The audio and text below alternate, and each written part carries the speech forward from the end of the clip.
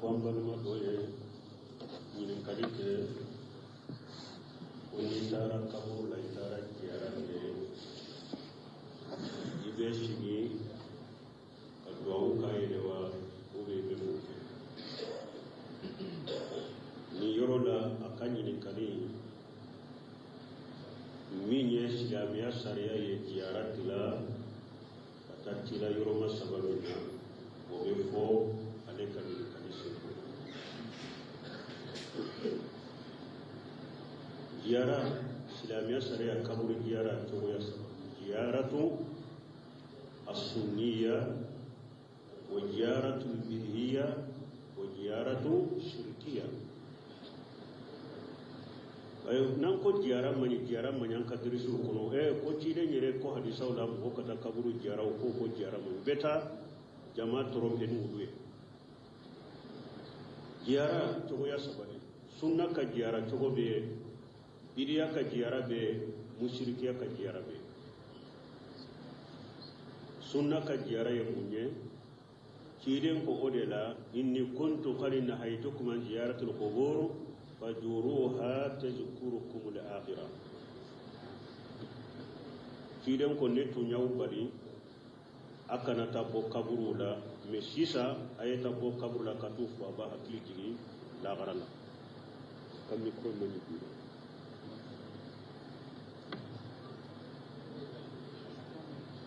ni ko ya mani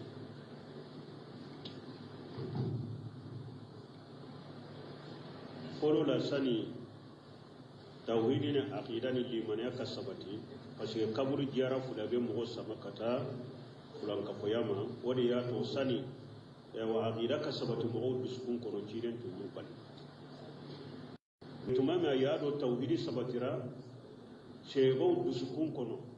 kaburu jara ni su ko te se ko trompe tugoni ka fulana far ala ka yisra di ku kata kaburu jara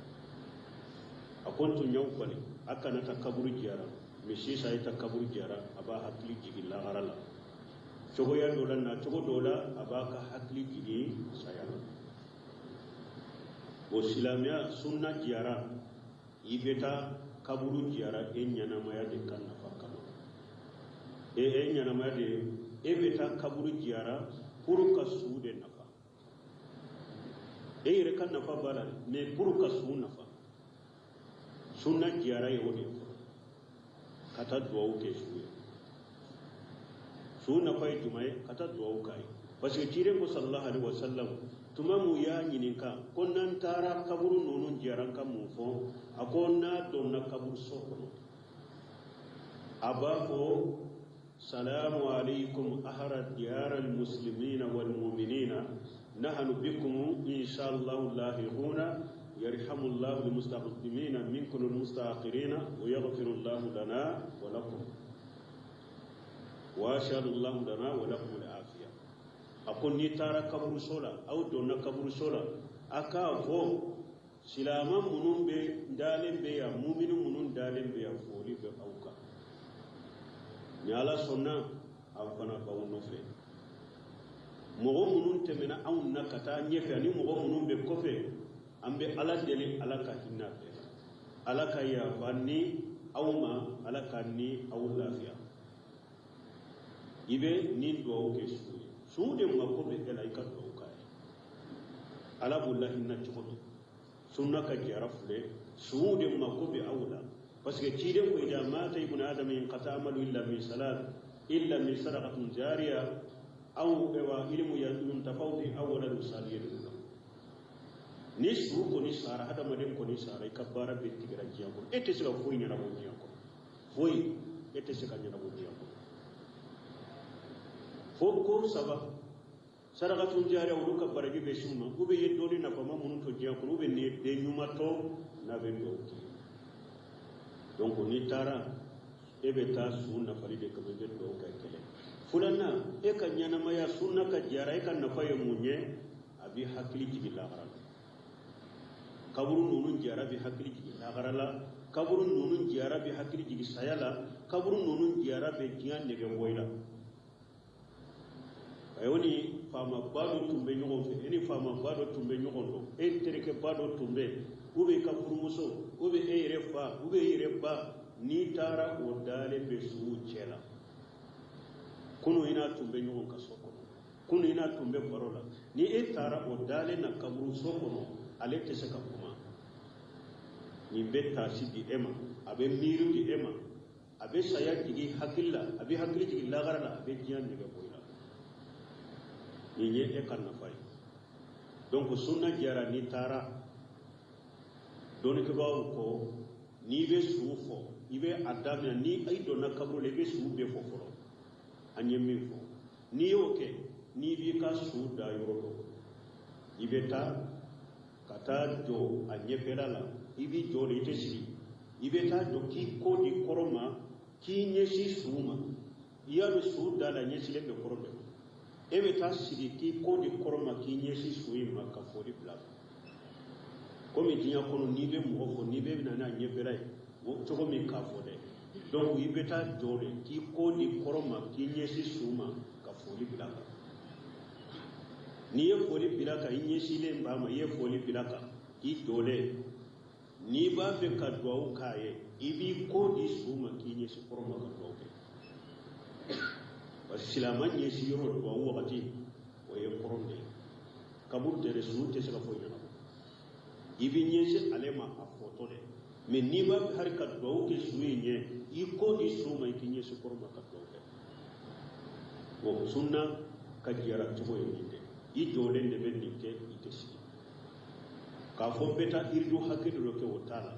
ka fo ni qur'ana ewa hijibu kele betanka jigiye wotala de kimbe sike ka kulu ko Allah siya tani kele ka ayatul kursi kala wotala sunna jara to ko be jode i jode be salamu bila ka kinye shama salamu ko be ni ba be ka do ke nye shikoro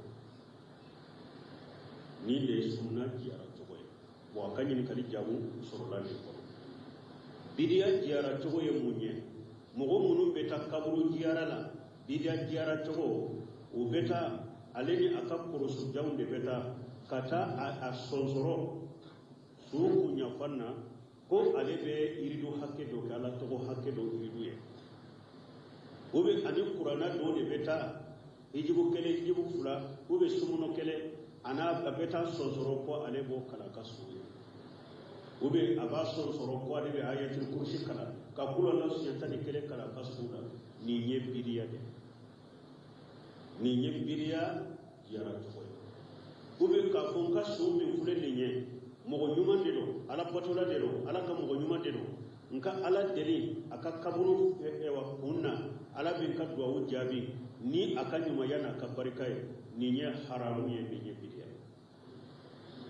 ni jara to ni nye haramu ye ni nye bidiya duwa jabi yorote kaburu ye duwa jabi yoro ye duwa ke yoro ye misiru de ani ni be duwa ke binye shikoro de ma mogo site ko o ka kaburu de ke ko ewa o ka kaburu do jabi yoro o mo te do jabi yoro ye misiru de wi be nyesi ko donc kata kati isigi isonsoro ku be qur'ana kala kati sonsoro ko be ridu do ke kati sonsoro ko ayatul kursi kala ani wala shaytani kele kati sonsoro ku be do ke ewa kaburu ni nyemma ba do de ni nye ala dele aka kaburu kun ala bin jabi ni jara cogo ye bidiya ni ni haram ni te cogo ya fulane wa bidiya haram a jara to shirkiya jara cogo min yo fulan ka fo yaye jara sugu min yo nya lembe jamana folo la folo ka yelen na ka feunta duhuni duhu ka wuli ko abeta jara la kire ko la tasudda لا تصد الرحال إلا إلى ثلاثة مساجد المسجد الحرام والمسجد الأقصى كيلو كم وكني كم منهم تدهوني دهون كوي بيتا باتوكي يروشي كوي يروسا الكعبة مصري كيلو كم مصري بيت المقدس من بيت فلسطين نيني يروسا باتي كيلو كم ني كم منهم سيري كوي بيتا يرو بيتا باتوكي إتاتو يرفضو jiyara sugu min be jamana kuna kelen kele tato ni sabuto forobe haramula foro ube ala sosola ube junubula ube haramula ata to anaka karo asage to anaka karo abe junubuli haramula folo ni munu sara wala ba fo de ma ko sedi sun ko e onunu tirala kaba onunu be arjanna aw nyana ni dabara be arjanna di mo ma ube arjanna sur yahuda ni nasara ko وقالت اليهود لا يدخل الجنة إلا من كان هودا أو نصارى يهودكم وشيت دو الجنة نيمك يهودا نصارىكم وشيت دو الجنة نيمك نصارى على قدر كامانيو أفاو يرد ينين تجاو كنا كافو ni arjanna dabara de abi arjanna kuna be arjanna kuna no de tumbe mo do arjanna kuna o be arjanna sur yahuda nasara kuna ala inna shari'atallahi khaliya ala ka arjanna sumu ka gelede dabarata arjanna di mo mate koy komi jamana nyire bake kanyoy uyere nogon ke arjanna de ye to arjanna be sorotende mo be sangalonda mo be samana mana ko la mo be sa ala soso ko la kulu ye shedi su ya yode ya donc mo bo jara suke yele na ka fenta duguni dugu ko ebita suudo jara ita to be haramu ko ni na to be haramu ko kide de ko yele nan ka fen kana tambinon kana shiri kata yorola ko ibita botoke ko yoro sabai ni utara uni saga dibu ni beta uni saga de uni kantigeli ko de beta uni kantigeli kapure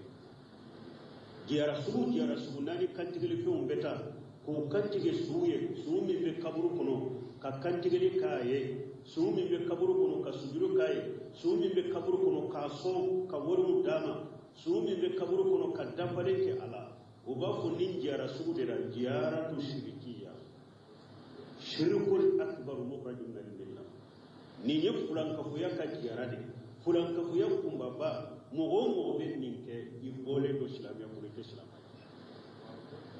نينجا رسول مغو بين نينك كتا كتيجي كسوية كسول بركة نيني كدام بالي كسولا كي دم كسيسولا دنتي بولو بنا بينلا uyere ka kuma nu yu ka jara ku yetule sawa tile fula de ke domi nu ba fe ka sara suma kata ko be ki kan nan yasiri ko abbe kan la nyini be kan nan ya do ko abbe kan ma ko nyana ko na be sola aw bodo dugu dugu ni o she bai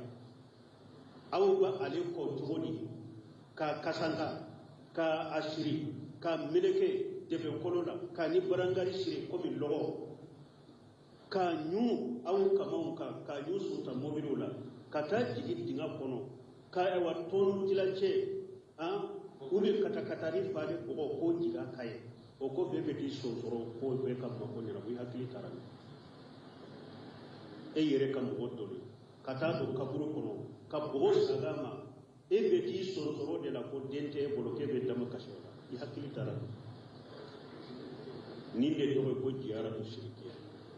ni ale pese ka fenyana bo ni sebaye abesa dombe sayafe ni sebaye abesa wa e bi abe kaburu kono la ko fura do la kele do tile nya fo imma hufran min hufarin nar wa imma rawda min riyadil janna ako kaburu ko fura do la kele do kaburu tibi bo de kono imma abe tasuma dinga ko may ko le jibillah al kadsa kaburu tigi aw be kulo kunna de ko fula dola keleno imma ale be tasuma dinga kono ye imma ni mo nyuma de do abe arjanna na ko ko na be tasuma dinga de kono abe sila de ka ko nyana ko na be ale ka be ale ba karna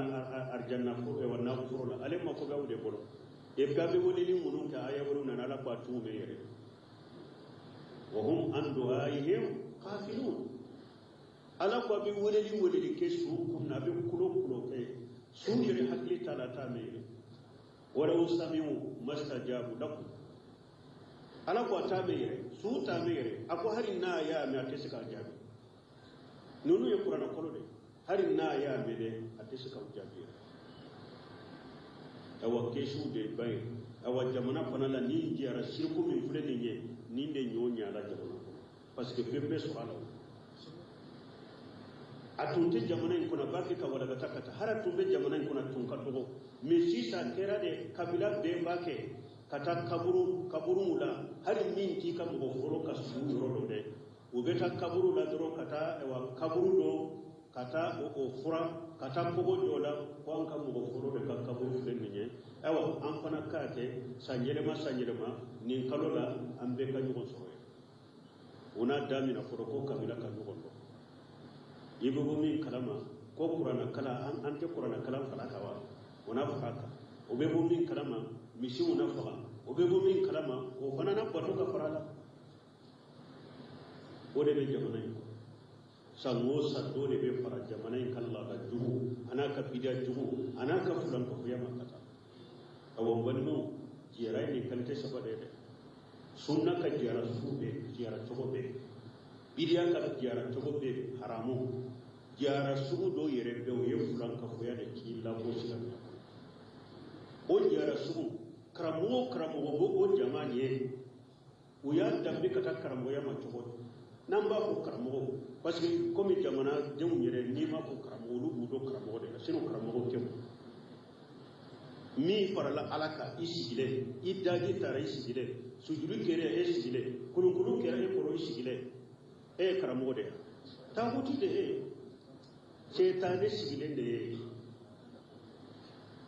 ete karamo yo awo ibe mugo do ninjara suba be jamanye kata ninjara sugula kaburula ale de be bila jamanye kata kantigede ko tile keleke tile fulake tile sabake nube ewa boy wakati me ewa be dikanga niasiri ankaira ewa kaburu tikila ankaira sula ankaira mabal ankaira shewula abe be kam makonya na ko wani mamisugo itara yuro hari jamata la yuro na de timna wallahi akbar bo safala no ya le de kalima miye iba to abenni ko sugula na ko Allahu akbar jamala hari ni juma de do bo ni ibe juma bare so kata juma sali ni te juma be so kata sali kuna sali te saba ko de mushrik shirkul akbar murajul fulan ko yakum babade do na ba la bo islam ya ko inshallah ziyarat kalite ni sabade donc antiki ko ya kanyi kali jago so ko ni tara su ziyarati sunniya ibe dole kinye shama kafo ni be do genye she ulama parce que namu kuram panchate ni tola wire fule ka jarafo an kan be sunna jara de ma an kan te bidiya jara haramu jara man kan te shirku jara amma do yani ngari kale falsi be do bari karana fankini murdu be do kalwo wale ni kuram kala ko me sisa alena na da sun de ko bamba bato o fana hakedo o sisa ni ale fanjin ale do ko ni inda halan al sisa ko na ba ale fanjin be munka murdu do kalwala ko bi saka ko ni ko ko ce mo o sisa ko na ko da rasul jam ya famu so ko ni famu so ni fanjin su dun yalla dai kanka ni barani ba ko dole do ako ewa abe mauti ko aleni ka kabila ka fanshin ko be ba do chobe mo chama jamana ko no to bella da woni bidiya woni fulan ko baraw ni wale na be dir sunu la me alhamdulillah le sunna famu ka sunnata mi ale ba fanshin mi bolo ko be mo ri ganaya de ko be do wala ko abo baraka ni ko chobe donc tant alhamdulillah e sunna famu e sunna tambe ala dire hariji ala ki da famu sunna la haribi ala ki sabati sunna ka donc ni ka fansini ni ena be balon mo kale ami bali e ka sunna e ka continue ka sunna ke jinya komi ni ye bali masure ka bari masure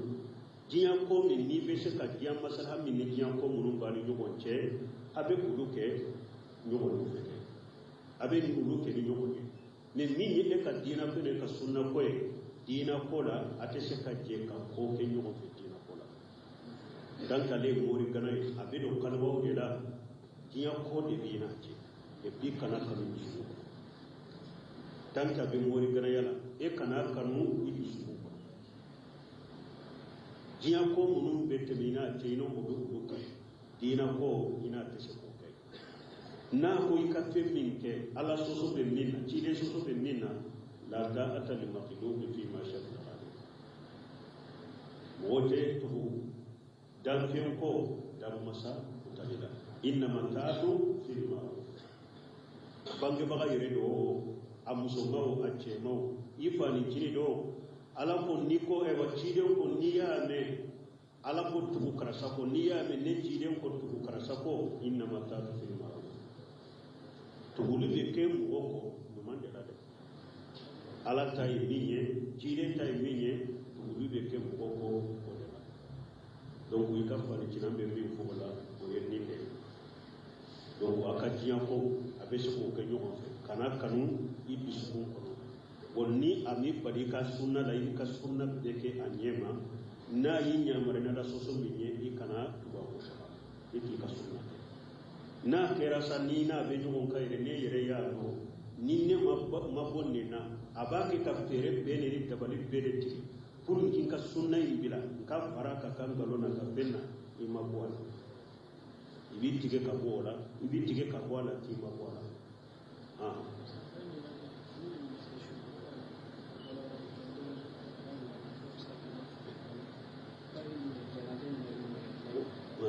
na ka jaba to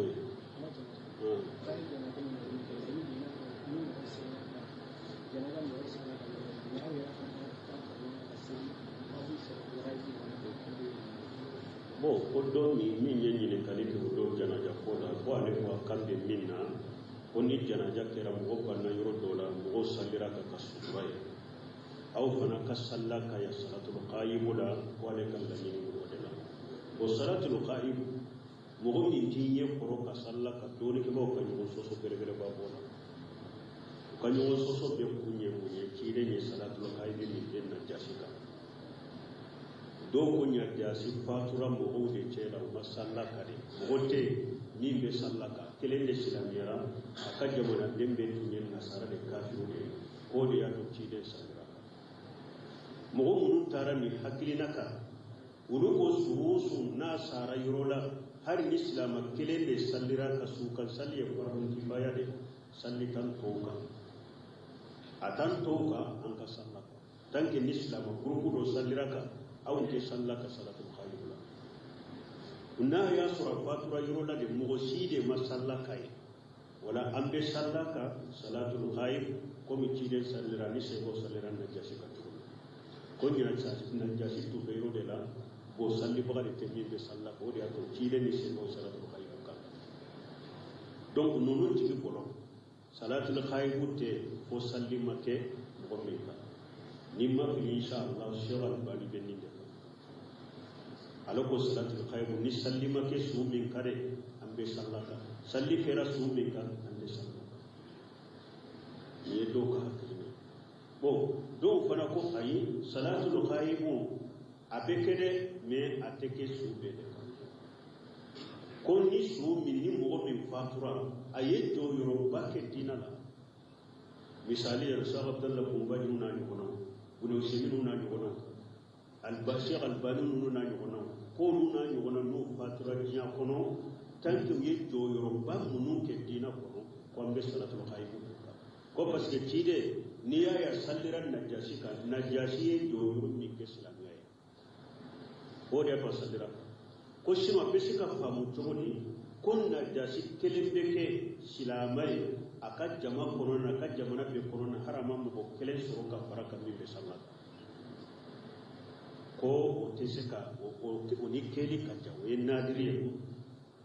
o ko iba soro najasi mo tumba fana polo munu silamira ka faraka o sallira ka me kide sarigara ka ye to yoro me ke dina ka munu tara ni nofe donc do ni mo mi sara do yoro baba la dina la ewa ni aka doni ubi do yoro baba la dina la na kan na fure ka dina de na kan na fure ka finance ko ambe salatul khayr ka kan mi anta ke be ka ko anta ke be ka kuma umma ke fulayo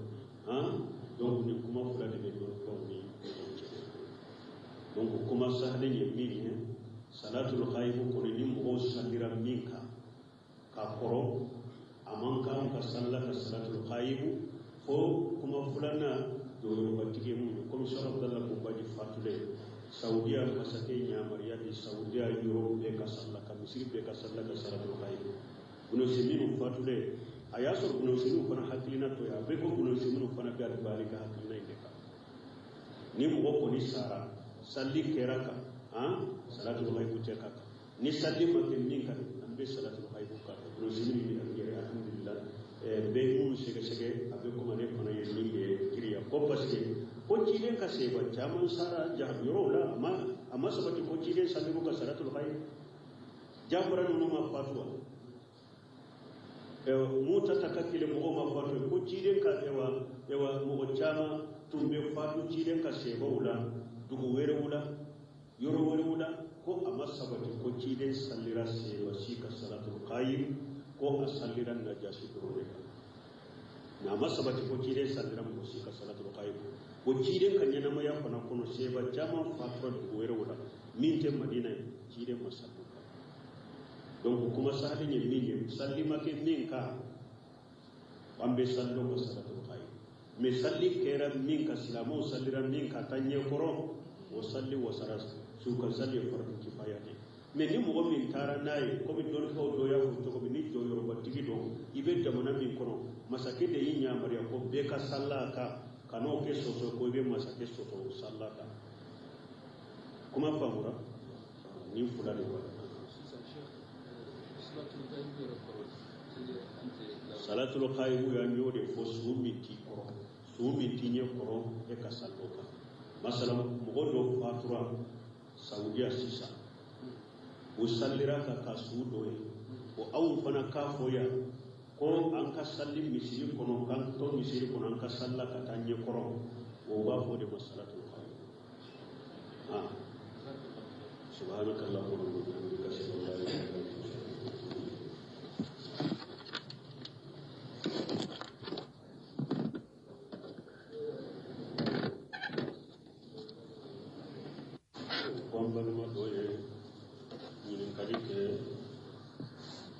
illa anta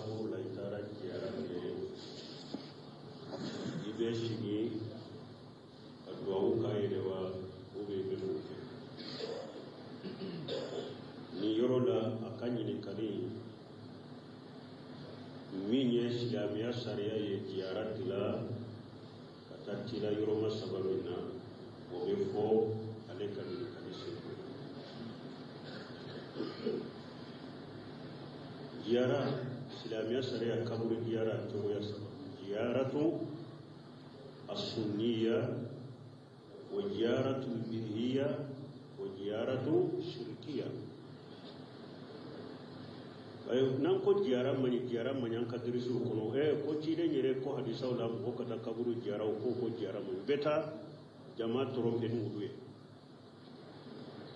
jiyara to ya sabale sunna ka jiyara to be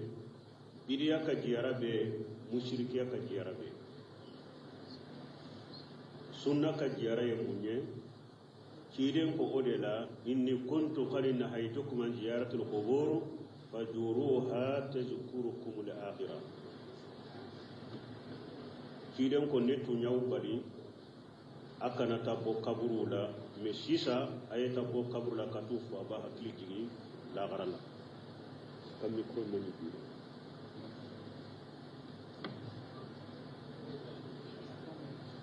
mi ko ya mani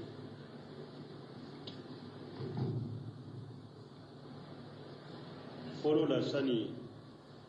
tawhidina aqidani limaniya kasabati parce que kaburu jiyara fulabe mo samakata fulan ka foyama wodi ya to sani wa aqida kasabati mo biskun kono ciren to ñu bal me tumama ya do tawhidi sabatira chego biskun kono kaburu jiyara ni su ko te se ko tromper tuguni ka fulana far ala ka yisira de ko kata kaburu jiyara akontu ñaw bali akana ta kaburu jiyara misi sa ita kaburu jara aba hakli jigi la garala cogo ya dola na cogo dola aba ka hakli jigi saya o silamiya sunna jara ibeta kaburu jara enyana maya de kan afaka enyana maya de ebeta kaburu jara puru ka sude nafa e yere kan nafa bala mais pour ka sunu nafa sunna jiyara ye woni kata duwawu ke su nafa ye jumaye kata duwawu kaye parce que tiren ko sallallahu alaihi wasallam